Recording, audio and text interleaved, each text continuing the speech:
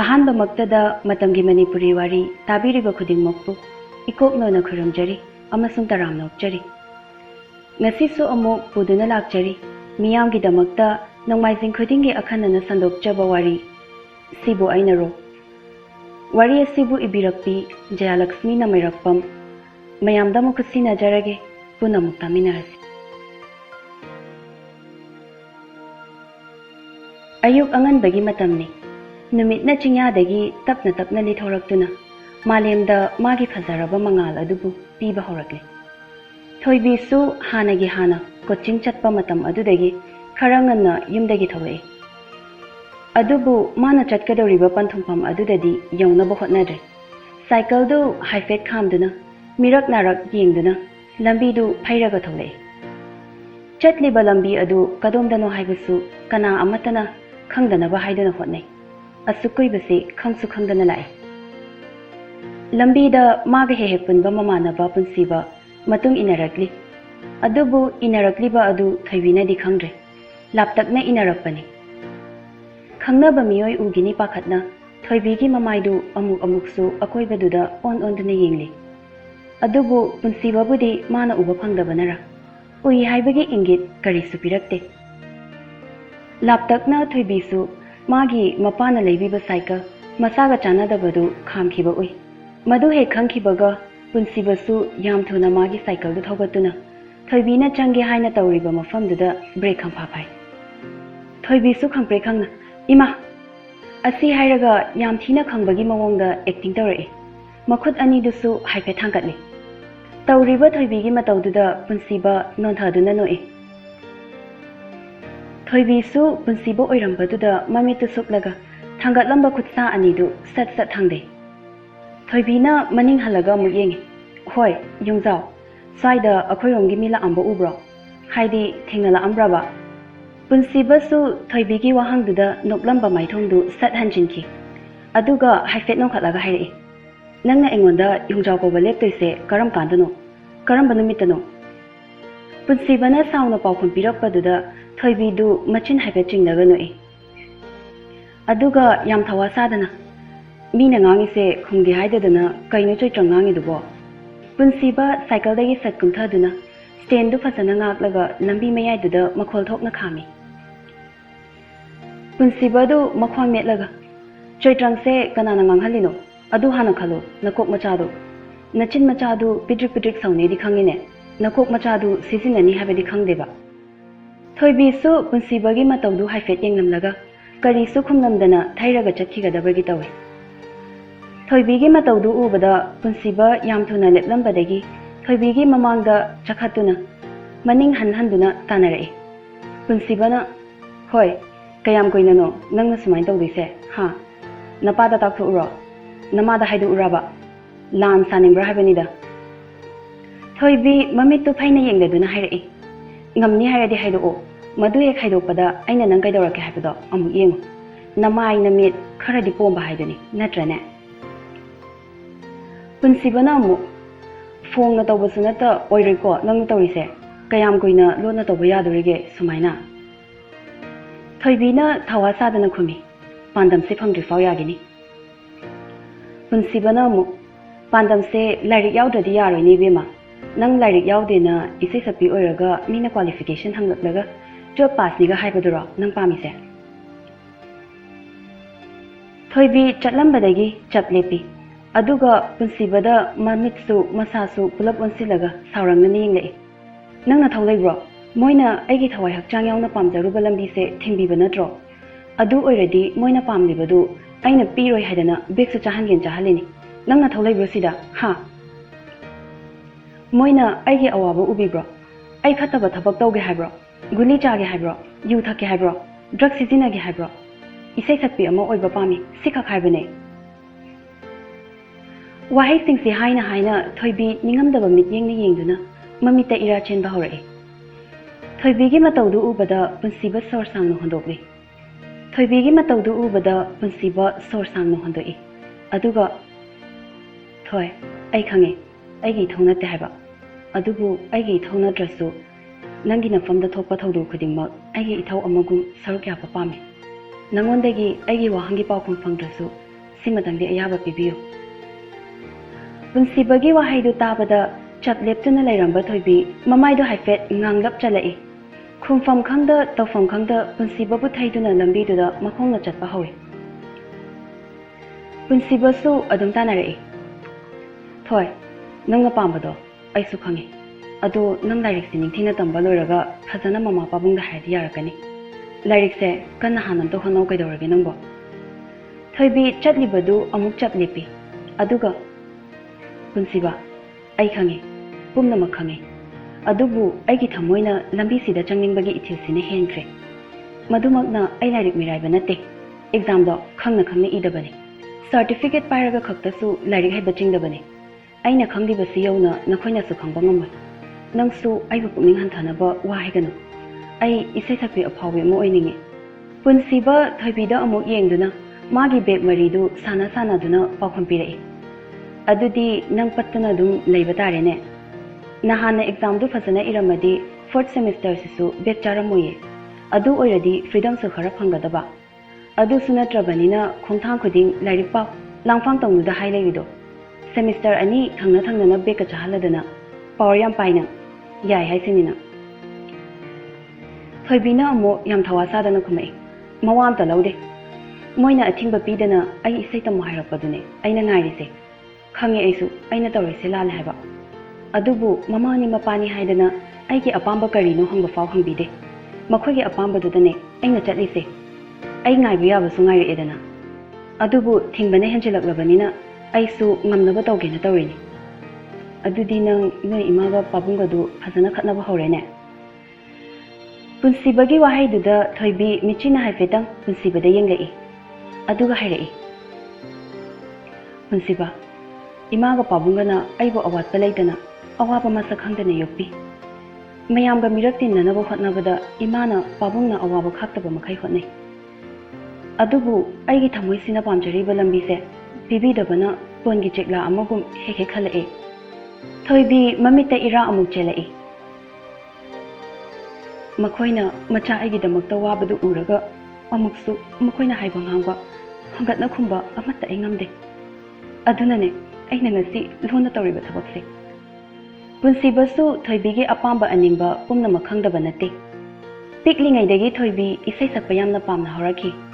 Laikai da school da function tawba khuding competition da presentation pibada amata chithada kha yawrae.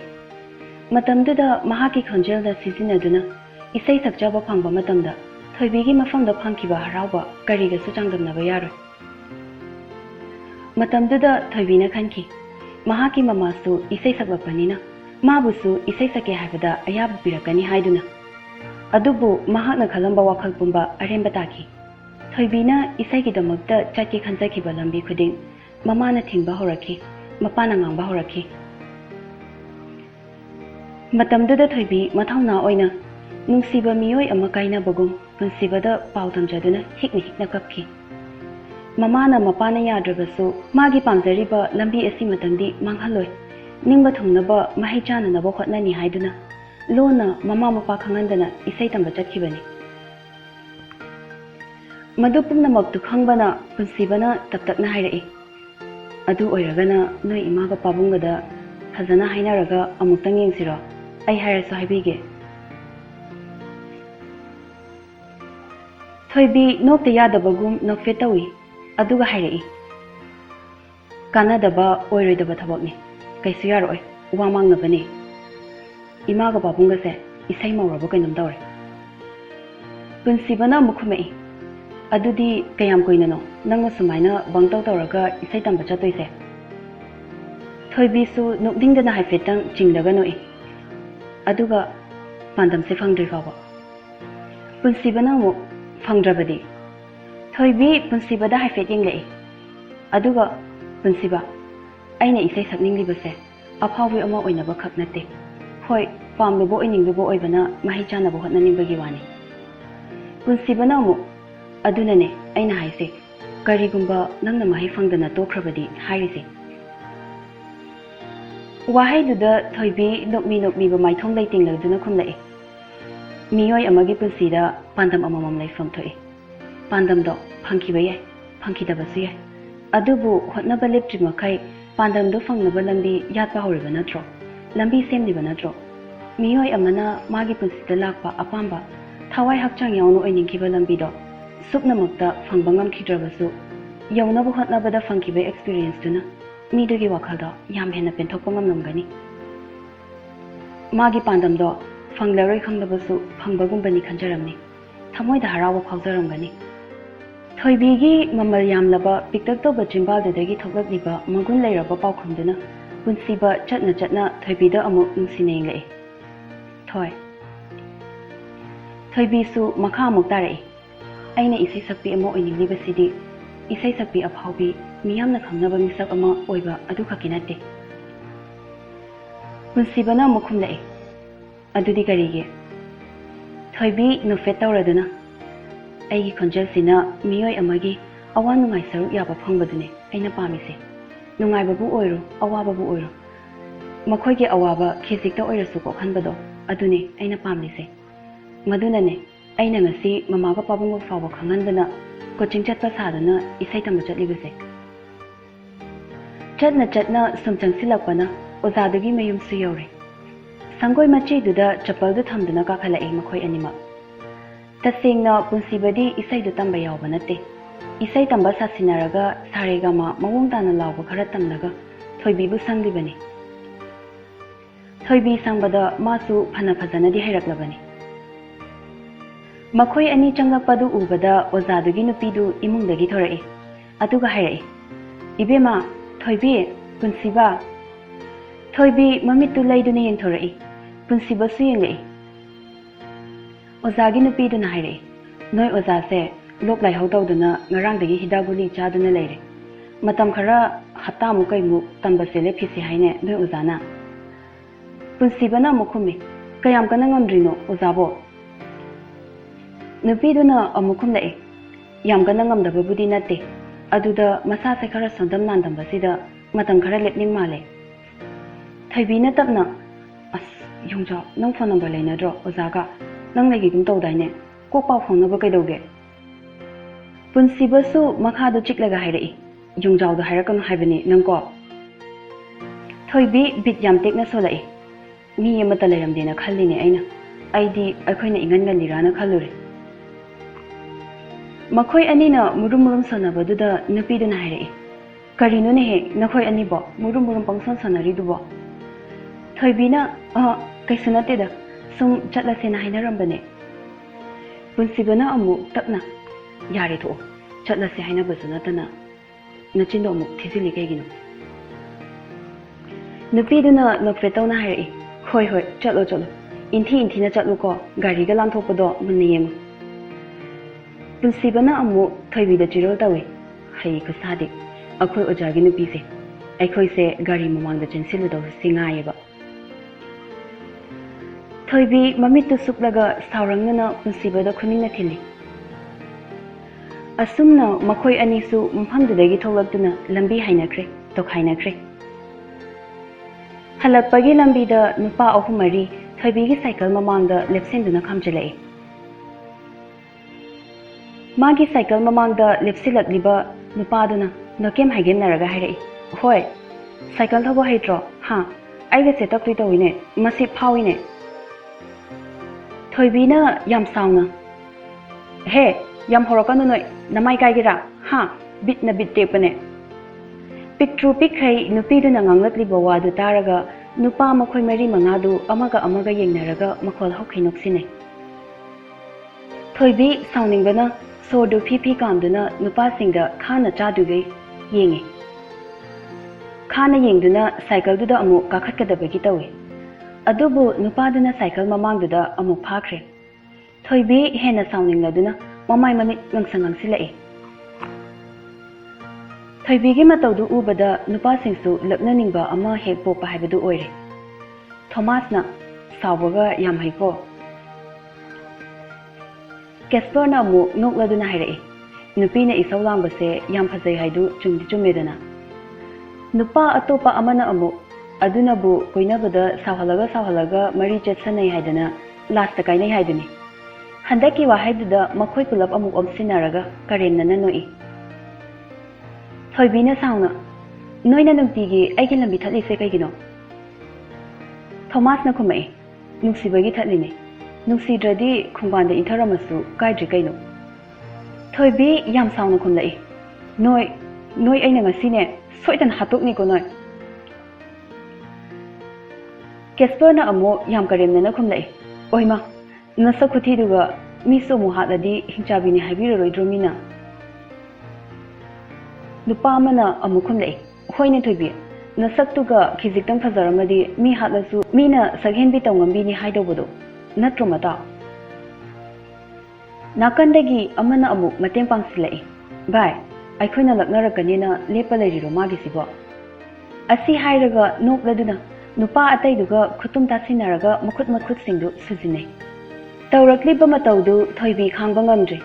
Ngasaidagi chumna hanjarakpa lambiduda mabu thatana thambibani. Yam angang haidusu natabanina makhoi singdugi mawong mataudu yam hainadaba poi. Adubu maha mina usitaba yaba midi nate. Ahal angang khaide usitpu usilaktradi thina ngangthatlami hekta. Aduna laikaidugi mi mayamna mangonde henjinba ngamde. Hina ngangba ngamde. Ngasi thengnariba makhoi singdu laknarikliba nupa singdu mana makhoidagi senior ngaktani. Makhoi mayam yambaduna chatlibadu lamhangsu oibana fatta nungda thoklabadi masa mangjani khanduna khudum chetna tasilaga khangi. Tanjaduda thoibigi mapadu thabak chatnaba tholakpaga gonghe theknare. Baigya machagi maithongdu ubada khara chingnaba poi. Adubu uthoktana akoibada lairiba nupa pakhang macha singduda amu yenglai. Baigyana machada onsinduna hairai. Thoibi karino manta hala adi. Thoibi su mapada nokfetawna khumlai. Baba ai isa khara nungaitrena madam da hainaraga hala aba. Baigyana ipa pakhatna kai oina nungaitribuna ne nangbo. Baigyana pakhatlibadugi maram thoibi khangi. Thoibi wakhal warak pe henlakpa khuding masa wa pe henlakpa khuding wanthaduna hek laknai. Hidaguli leptana chariba makai magi masa anaba leidabagum normal dai. Hidaguli watlakpa charaktaba matamda masana control tawba ngamda wanthaba ngaita hawi. Thoibina mapagi pakhatpadu ubada nokmi hairai. Pabung ai kisu tawdiye. Pabungna MLA unaroni haibado unatho uro. Baigya khara tapthajai. Hoi chango. Asumna khudaktuda mapana mabu nupasing adudagi kanbiduna mayum yaukre. Asumna matam khara haukre. Mamanasu mapanasu thoibina coachingi namada isai tamba chatli haiba sumkhang khangkite. Naknaba minasu thoibi coaching yawi haiba tasengna khangdabana mama mapada paw amta yaukide. Numthil pung ani mukta silakpa aduwaidani. Kolesu ngantana halai numitumadi. Yum changdringaida sangkoida nupi amana mamada ngangduna leirambadu lambi khichik changlakpada taba fangi. Ibem chana Ibema paisa se udawada pambui ninglurabo. Ai su sizina ninge awat apame ninge. Nacha nupi sina mamagi mateng pangdana leigedi haidradana college ni haiduna lapna thadoe. Natti nangbu namaigado ikaibamta khangdraba. Ibem chagi wa haiduda anawbina amukhumlai. Iche coaching paisa pithoklubasiga manaw nupigi thagi thidokhibasiga thisina menkhatpa ngamdre.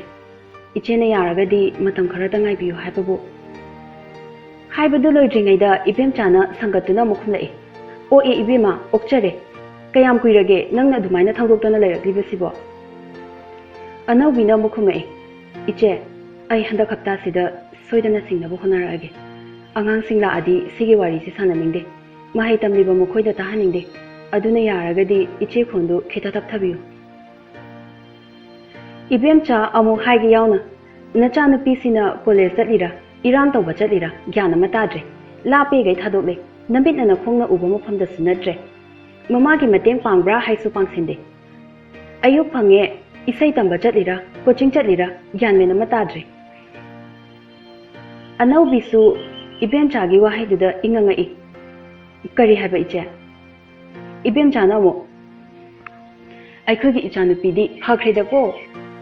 Loncha chatte mama aingonda nongmatane class yawi so haide. Yauraga yawi yaudraga yaude adumak hai. Aduna paisa changasu changna atopa training thakrisini. Ibem chana mamada tamliba wahai mayamduna thoibidi swai laugre mamana coaching chatpasu thengkrabadi magi isai tamfam lambi amata leiti khanbada thawai nungai tabasu phare Ibem chana adugane nang hapta sigi manungda paisa do singna bo honaro adudagi henkradi aibu phate haiganu wahai si hairam laga yam thuna tholaptuna nupi do chatkriba nupi du thoibi ga thainai adubu thausaramde magi chatham thokpa chatki thoibi su mamada paisa kharagi damakta mina thina nganglamlibadu thawai nungaitana ngaihak yumchangdana lei adubu magi sakfamdu utlabadi mama mathai nungairaroi khalladuna karisu tawdaba saduna nukmi awabadu lo sinduna changai anaubina ibema nang halaba thoibina amu hoima ima cha thibirage nafina ro hongdogam changu thoibisu nofetau na khumi mama changkribadu matung inaduna thoibisu imungda changai mafi marol hongdogladuna mama na thiba chaktu amuk chaba hawi anaubi gi maithongdu imagmakle maklibadu paisa gi khakta natte machana tuminna lona chatliba lambidu matoina chatpana khangba ngamkhibani thawai nungai tabani thoibina mu ima kaidorage anaubi sakfamdo hanna khumi ichamara mokpagi harawini thoibisu nganglani haiba khangi adubu khangsina daba sasine kaidorage ima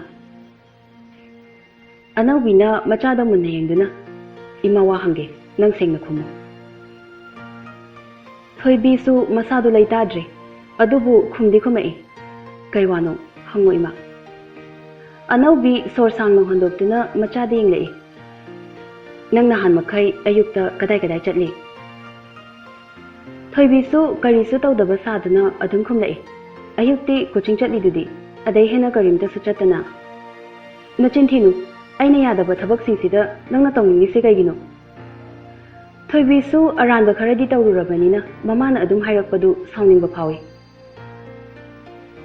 ima masi aigi apambane aigi pamjaba lambida chatpada imana ibu thingbiri se kaigino anaupi machana mangonda ahanba oina hangatna khumlakpaduna khoidau thile he nangse aina pokchaba ichane imana nangi fatanaba sinbana tene nangna pamjariba lambidu oiroi khanbana nangbu thingbane aduga nang hojikna nama ingonda chinthakta khumlaba natro thoibina mukhumlai ima ai loina khange afawa ama oiba ngamdradi lambi sida changluranu sinatro imana hairido adudi lairik sida aina mahai chabo ngamlaroi dore aduna lairik sisu tamba toklani machagi apamba oiningbana henman khibana hairakliba adugumba gyan tadaba wahai aduna anaubi amuhena sauningkre khanghaudana machagi mamaida khupangna thaki thoibisu khampre khangna mamaidu paisilaga anabagi chainadu khangi anaubina sauna haire karigino nangna isai da haire leirise isai do imagi su thawaine adubu sel paijadaba aikhoigi michang kanano madumakna natra oiroidabada thok tawi haiduna leikai ki mipung famba yawbiduna imana ikai firu khumkhibado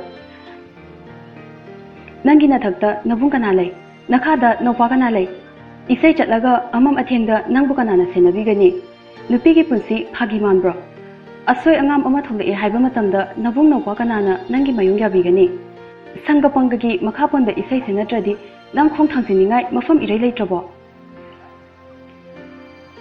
thoibisu adum khumlei ima na khalido chumnamba yai atubu ima su isai sagapani isai pamjarapani imana pamjakhiba mawongdo atugum aisu pame thawai hakchang yauna oibo oidaba ai khangde aigi khonjelna miyoi amagi thamoigi awaba ko khanba ngambadune aina pamnise anaubina mukhumlai namana pa aikhoi leiringeida aikhoina kairakse chumna thabiringai sida nasagi chanaba thabak ama yenghogi haibagi wakhaldi leitradana oiroi paroidabada matamanghali karigino thoibina mu saunu khumai ima masibu oiroidaba thabaklo aina pamdaba lambiduda changduna kaisum sangda nungaiba mahau khangdana leigadawbudo adugi saru aigi khonjel se sisinaduna miyoi kayagi awaba kawhanbado madune hena ingna leiniye asi khak hairamlaga thoibi magi kada yam thuna changkhre anaugi su machana pamjaribadu khangdaba nate adubu makhoigi sanga panga kana lei yumdom pok oina leiba yumduda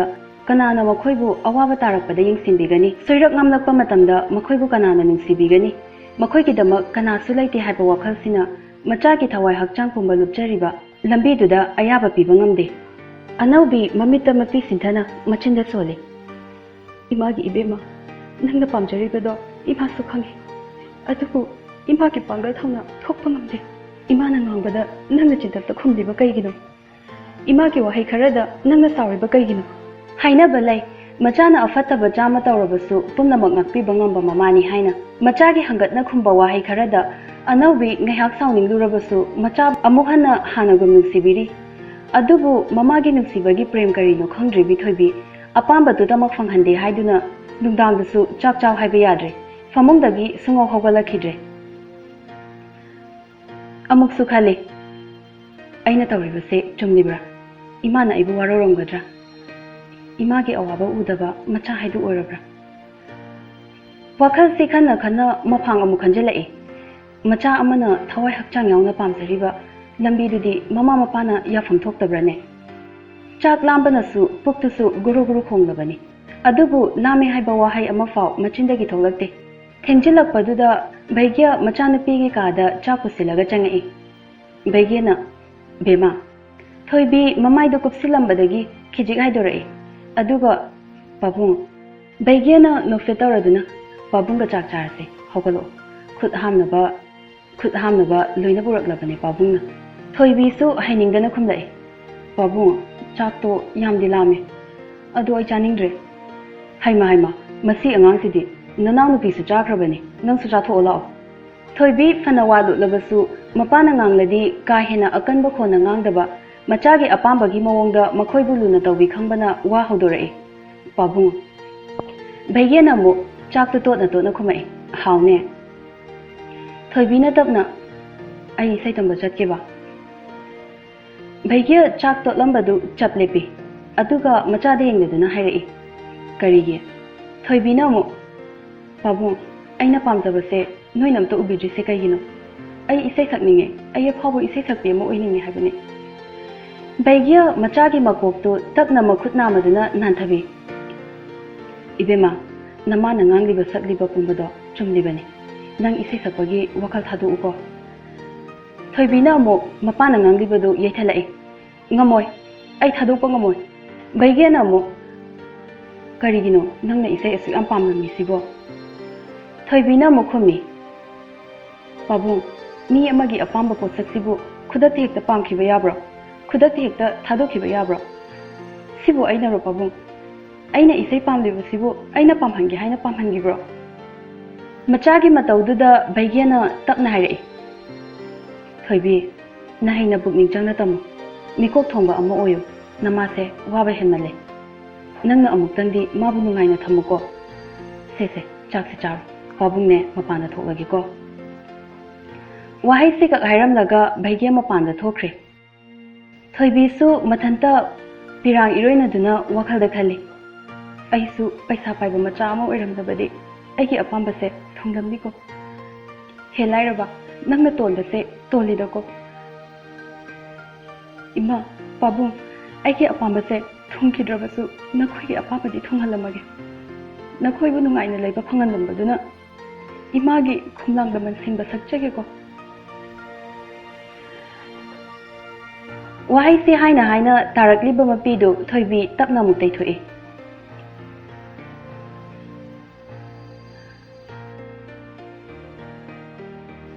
wari asibu hawbadagi loiba fawba tabiriba khudingmakpu amuka hana taramna upchari